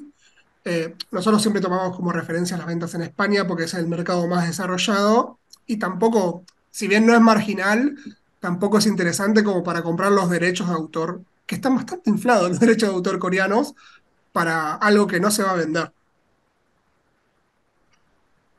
Has hecho también una referencia a nuestro querido Ricardo Sumalabia, que hay una relación estrecha tanto de Ferré como mía con él. Eh, mm, Otro camino que creo que hay que seguir explorando y explotando, que es un poco esta iniciativa también, un intento de reflejo de eso, es la unión, la conexión, un poco la alianza de cátedras de literatura coreana en diferentes universidades o de literatura asiática, incluso pues como me gusta mucho el comentario de Ferrer, la expresión de una literatura mundializada donde, bueno, pues tenga un cierto protagonismo la cultura emergente asiática. ¿Habéis explorado esto? Hay conexiones? ¿Se podrían ampliar? ¿Es una de vuestras líneas o es difícil llegar al mundo académico con vuestra oferta actual? Yo con Ricardo tengo una relación. A él sí le mandamos los libros a sus bibliotecas. Espero poder mandarlas para lo de Málaga pronto. Claro. Yo en realidad soy editor y traductor. Nunca hice carrera académica, así que no estoy tan en relación con lo que son las universidades. En Argentina es todo muy incipiente. En Málaga tiene una gran tradición de estudios asiáticos. En Argentina recién, hace 3 años, empecé una tecnicatura en la Universidad de El Salvador. Es algo muy general, como que a la literatura la toca muy al pasar. Y en Chile ahora hay como también un posgrado, en Chile sí le están dando más interés a la literatura. De hecho, se está formando un campo académico muy interesante en Chile. Y sería hermoso que realmente, apoyándonos en lo que tenemos en común, que es la lengua, se puedan empezar a formar estas redes, aprovechar que realmente hay un continente hablando el mismo idioma y la península. Sí, yo creo que es fundamental. Tú y yo lo hemos hablado alguna vez, Manolo. Es fundamental, evidentemente, en ese sentido, establecer redes que en español puedan hablar de Asia, que puedan hablar de Corea, por supuesto, pero también de China y Japón y de otras literaturas que son fundamentales y también como decíamos, de la Corea y de la China y del Japón interiores también ya a nuestras culturas, ¿no? Porque en Latinoamérica es evidente, o en Hispanoamérica es evidente la presencia, como decíamos antes. Pero lo que pasa es que lo que es difícil es la circulación de los libros, porque realmente si uno, yo por ejemplo voy a la biblioteca y me encuentro con que hoy se han publicado las traducciones que están a nuestra disposición en las traducciones al español. Yo manejo muchas traducciones al inglés. Por ejemplo, una sugerencia que te iba a hacer es que tradujeras allí Quan Su, no sé si te lo tenías en cartera o no, el gran libro suyo, el gran clásico moderno suyo, Mujong, ¿no? Que es el gran clásico, ¿no? Que solo está traducido al inglés, curiosamente, en una edición que es semi-edición crítica, semi-monografía, en fin, es una cosa muy rara. Y en español, curiosamente, a nadie se le ha ocurrido nunca traducirlo. Pero ese es el problema fundamentalmente, ¿no? Que las traducciones al español no permiten crear un canon a partir del cual realmente sea posible estudiar en serio todas las etapas de la literatura coreana, establecer realmente tal y como está, o aparecen los manuales, por ejemplo, que muchas veces coges un manual y se lo das a leer a los alumnos y los alumnos se encuentran, aunque muchos de esos libros no se encuentran evidentemente ninguna traducción, ni siquiera en inglés, ni siquiera en francés, con lo cual es muy difícil reconstruir la literatura coreana, del mismo modo que sí lo hacemos con la china o con la japonesa. A mí me resulta muy fácil dar mis clases de literatura china y literatura japonesa porque todo está ahí, el canon está construido y los libros están a nuestra disposición en cualquier lengua. Y lo coreano es muy difícil de construir también en relación con lo que te decía antes. Los coreanos han construido una versión de sí mismos que a veces no se pone de acuerdo consigo mismo. Por ejemplo, en Corea tienen una versión de lo que ha sido su historia literaria que, por ejemplo, no es refrendada por ciertos académicos norteamericanos, que a mí también me parece muy interesante lo que plantean, porque muchos de ellos son coreanos, norteamericanos, y tienen una visión quizás menos nacionalista, ¿no? Que a mí me parece una de las cosas que pesa demasiado sobre lo coreano, ¿no? El nacionalismo, ¿no? Que es algo que fue nefasto para Japón, que sigue siendo nefasto en parte para China, pero que desde luego en Corea nos sobra cada vez que nos lo encontramos, ¿no? Y entonces, por ejemplo, el Hongil-dong, que me interesa mucho la versión que ha podido publicar Nicolás, que no la conozco, porque evidentemente es un libro que yo enseño como desmitologización de un gran clásico. No es algo que proceda del siglo XVII, sino que viene directamente de la industria editorial coreana del siglo XIX, de la literatura popular de masas y de alguna forma, lo que es el mundo del folletín y de la novela por entregas y de la novela heroica, etcétera, que tal como se consumía, ¿no? En el incipiente mercado editorial coreano del siglo XIX. Entonces, claro, ya con esa disfunción, eso no te pasa con Japón, eso no te pasa con China, porque evidentemente ahí ese tipo de cuestiones han sido marginadas. Pero con Corea sí pasa por esa precipitación, lo que llamaba antes Nicolás, esa necesidad de ir muy deprisa que tienen ellos, de saltar etapas muy rápidamente o incluso a veces hacer agujeros de gusano, ¿no? Para entrar por un sitio y salir por otro, ¿no? Y eso quizá también vuelve problemático el tema cuando se trata de convertirlo en enseñanza académica, ¿no? Y es quizá yo donde yo encuentro que la red esa podría ayudar precisamente a empezar ya a poner en limpio, ¿no? ¿Cuál es el diamante de la literatura coreana, ¿no? Para dejar de una vez que toda la ganga que no nos deja ver ese diamante, ¿no? Claro, yo ahí justo nombraste un libro que tenemos en carpeta, pero nosotros, soy sincero, no sacamos libros sin financiamiento de Corea. Y Corea nos da 4 financiamientos al año. Nosotros ya sacamos el de Park Tae-won. Y si nosotros vamos sistemáticamente con esos libros, nos los dijeron en un momento se corta el financiamiento, porque ellos realmente esperan que se traduzca a lo moderno, no les interesa tanto eso. Y si de repente vamos con 4 libros del periodo colonial, puede ser, nos lo dijeron, que se rechace porque no es vital que en este momento aparezca ese tipo de literatura. Así que nosotros que ya hicimos el de Park Tae-won, probablemente tengamos que esperar 3 rondas de subsidios hasta Sí, poder aplicar otro libro de ese periodo.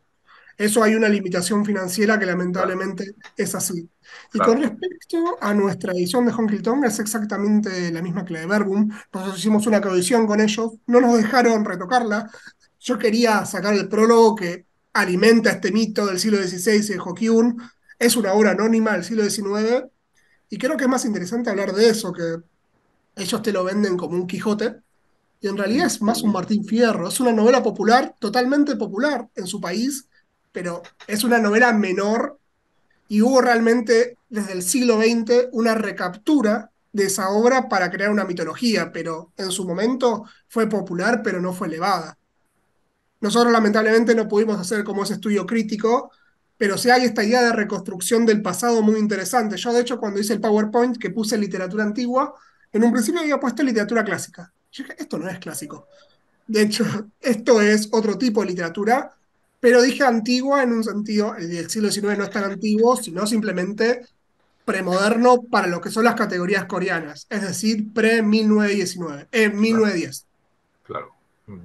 Sí, sí. Bueno, está la edición de Penguin de Min Soo Kang, que es la que yo tengo en cuenta cuando enseño ese libro, pero que es una prueba, simplemente no es que haya que perderse en ese detalle como tú decías, porque efectivamente es una muestra de literatura popular, pero de que dice mucho sobre el imaginario coreano y el modo en que esa nación se ha definido a sí misma y se ha configurado, y por eso es el héroe confuciano, que es algo muy divertido también como concepto, ¿no? La idea del héroe confuciano, y de alguna forma que eso especifica también lo que es Corea en el mundo de las identidades orientales, ¿no? Es esa nación que hace suya la idea o la identidad que le proporciona China y la lleva a un límite que probablemente nadie más imaginaba que podía llegar, ni siquiera los chinos podían imaginar que alguien se lo iba a tomar con tanta seriedad, ¿no? Es como uno se imagina una Prusia, ¿no? Corea sería un poco Prusia en el siglo XIX, ¿no? Respecto de la Alemania del futuro, ¿no? Es la Prusia confuciana, ¿no? En ese sentido. A mí me hace mucha gracia ese tipo de juegos, pero repito, la red, fíjate, el diálogo mismo que estamos teniendo hoy, gracias a Manolo, que nos ha puesto en contacto, este diálogo mismo ya entre Argentina y España, evidentemente ya es un diálogo que fecunda, ¿no? Y que de alguna forma nos elimina todo ese tipo de mitos y de nieblas y de gangas que nos impiden comprender a ciencia cierta de qué hablamos cuando hablamos de literatura coreana, ¿no?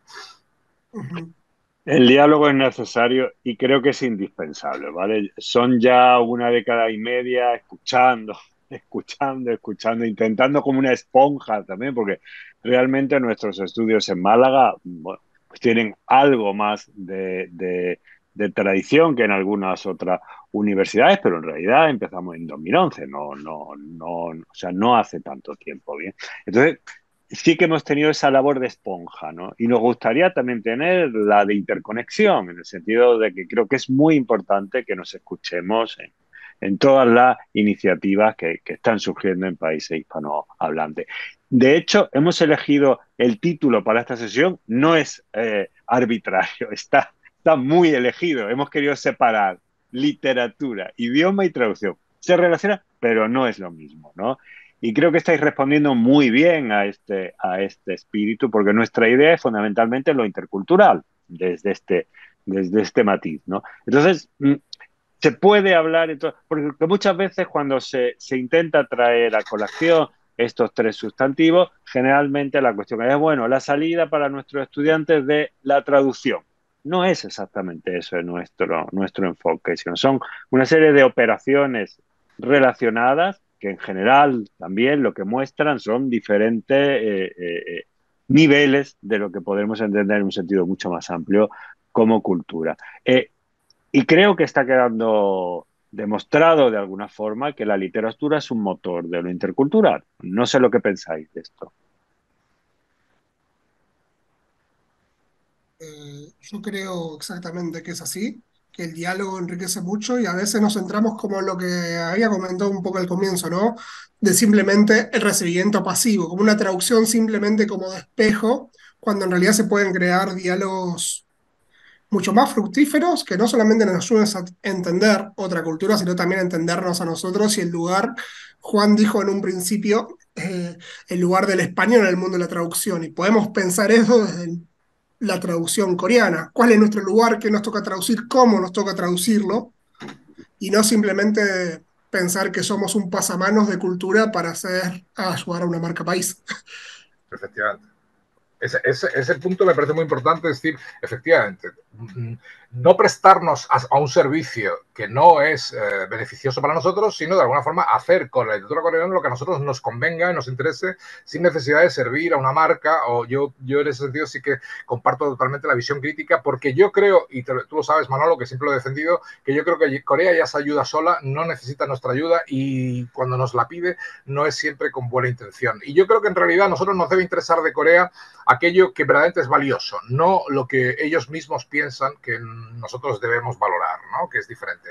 Y yo me pregunto, haciendo un guiño a Argentina, ¿no? Fíjate, Borges, que fue probablemente entre los escritores en español, y sí probablemente, ¿no? El primero que verdaderamente incluyó en sus antologías y en su forma de entender la literatura a Asia, China y Japón especialmente, como todos sabemos. De hecho, fue el primero que tradujo, por ejemplo, El sueño del pabellón rojo, la primera traducción al español, casi la hace él, quizá porque ha leído una reseña alemana. No, eso no importa, pero Borges era así, ¿no? Pero no importa, ya leía reseñas alemanas de los años 30 y le permitía eso interesarse por obras, aunque luego leyera solo los 10 primeros capítulos, como reconocía en un momento determinado. Pero, de alguna forma, Borges es también algo que tenemos en común los españoles, los argentinos, porque Borges es un patrimonio común, es argentino, evidentemente, pero para nosotros es como si fuera, no digo español, porque eso no lo vamos a decir, pero igual que para él era Cervantes, pues para nosotros es Borges también en el siglo XX, y en ese sentido en el XXI sigue siendo válida la visión de la literatura que Borges sostenía en gran parte mutatis mutandis, ¿no? Pero claro, yo muchas veces me pregunto, ¿qué diría Borges él que tanto apreciaba cierta literatura clásica japonesa y cierta literatura clásica y moderna también, ¿no? Porque le gustaba mucho Akutagawa, por ejemplo. Cierta literatura moderna japonesa y cierta literatura también moderna china y clásica, etcétera. ¿Qué diría él de la literatura coreana? ¿Realmente Borges encontraría algo en la literatura coreana que sería de su interés? A mí me parece una forma de interrogar también cultural, porque desde el mundo español también tenemos esta sensibilidad y también a lo mejor leemos a China y Japón con una particular predilección, porque hemos aprendido con nuestros maestros, con Octavio Paz, con Jorge Luis Borges, con otros, hemos aprendido también con muchos hispanoamericanos a leer la literatura asiática y la hemos aprendido también a descifrar y a integrar en nuestro sistema literario. Y ahora nos preguntamos qué podemos aprender nosotros solos, huérfanos de grandes maestros, cómo leer la literatura coreana en el siglo XXI, ¿no? Y yo creo que ese también es un desafío para el mundo hispánico, sin caer en propaganda, sin caer en publicidad, pero sí interesándonos por la cosa literaria en sí, ¿no? Y ahí, efectivamente, la cultura está abierta porque, obviamente, venimos, yo por lo menos, a mí me interesan menos los aspectos eso del webtoon y todo eso, pero a mí, por ejemplo, el cine sí es una cosa que me parece fundamental y la aportación coreana al cine me parece fundamental, con lo cual, en ese sentido, cine y literatura yo creo que para mí son dos ejes esenciales de lo que podemos intentar entender como el imaginario coreano, ¿no? Cómo definir un cierto imaginario coreano, ¿no? Con independencia de que luego tenga otras traslaciones u otro tipo de aplicaciones, ¿no? Nos hacen una pregunta muy general, que es difícil responderla, pero nos comenta Mariana si podríamos explicar cómo eligen las editoriales a sus traductores para que la traducción del coreano sea lo más fidedigno a la obra original. Fidedigno creo que es la clave, ¿no? Para nosotros aquí, para intentar ver, de construir a lo mejor un poco, ¿no? Eso de lo más fidedigno. Adelante, por favor. Bueno, hay muy poquitos traductores coreanos del coreano al español, así que nos conocemos todos. Y eso es lo que yo había comentado un poquitito al comienzo de la necesidad de conocer los originales. Obviamente uno siempre cree en la buena fe de los traductores, pero si vemos casos como lo que pasa en otras lenguas, en que hay traducciones libres, el caso más famoso es el de Deborah Smith con La Vegetariana. eh, Hay una cuestión de, bueno, primero conocer la trayectoria del traductor, ver una muestra y no va más allá de chequear con el original para ver si el estilo es adecuado al de la editorial o no. Yo soy un poquito, no, es difícil decir fidedigno, cómo trasladar una lengua tan distinta al coreano como el español.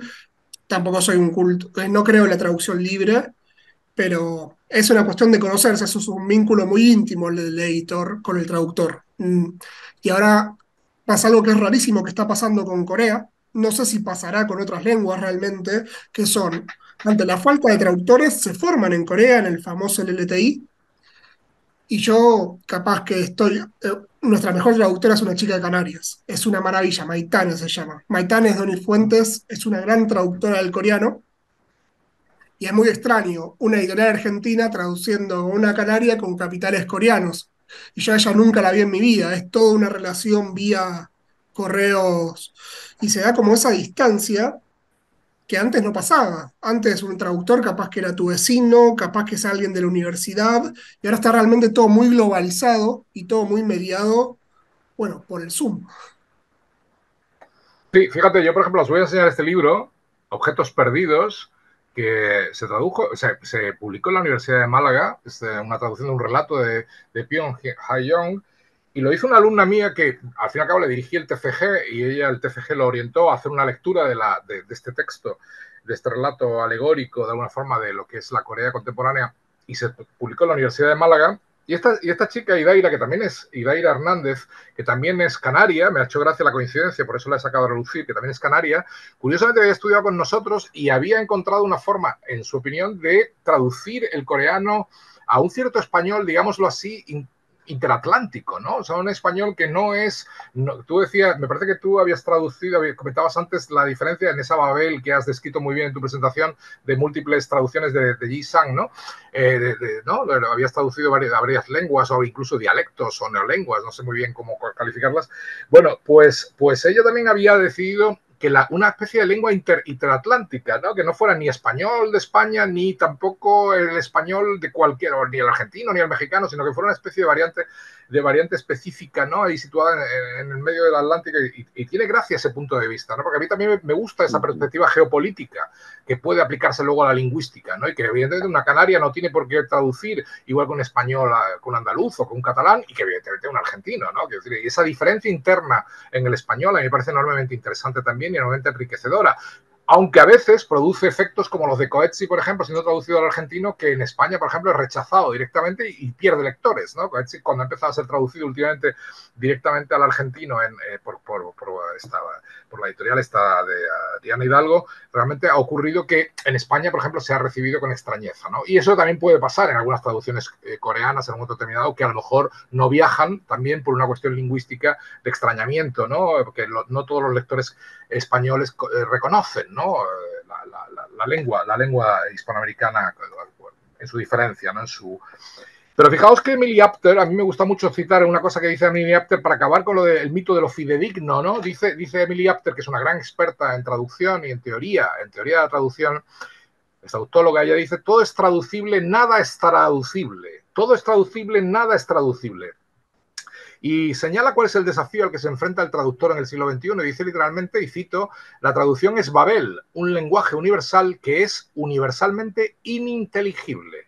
Y yo lo traduzco, ¿no? Porque esto está escrito en inglés, ¿no? Pero me gusta mucho esa concepción, ¿no? La traducción es Babel, un lenguaje universal que es universalmente ininteligible. O sea, la traducción verdaderamente como imposibilidad, ¿no? Con lo cual, lo de lo fidedigno hay que bombardearlo, como también decía muy bien Nicolás. Lo de fidedigno, lo importante es que funcione en español. Siempre buscamos lo mismo, una traducción que funcione en español, porque si queremos ser muy fieles, hemos visto a veces como traductores asiáticos, sea del japonés, del chino, tal, eran muy fieles al original, pero con eso conseguían que el lector español se encontrara con una especie de muro, ¿no? Con una especie de losa árida, seca y que no fluye, que no funciona, y que eso también ha distanciado a mucha gente de las traducciones de lenguas asiáticas, ¿no? Yo creo que todo lo contrario, hay que encontrar la forma en que eso pueda funcionar en la lengua de recepción, que es lo importante, al fin y al cabo, con independencia de si luego hay traiciones o no hay traiciones, hay extrapolaciones o hay libertades o licencias, ¿no? Que siempre forman parte del métier del traductor, ¿no? Del oficio de traductor, en definitiva. Yo creo que eso no es grave. Lo importante es eso, partir de la idea, y eso es acabar con el mito de que, en el fondo, todos estamos en la ininteligibilidad. Intentamos introducir en eso alguna inteligibilidad mínima, pero en el fondo no hay que obsesionarse con que la traducción es posible, ¿no? Más bien es imposible.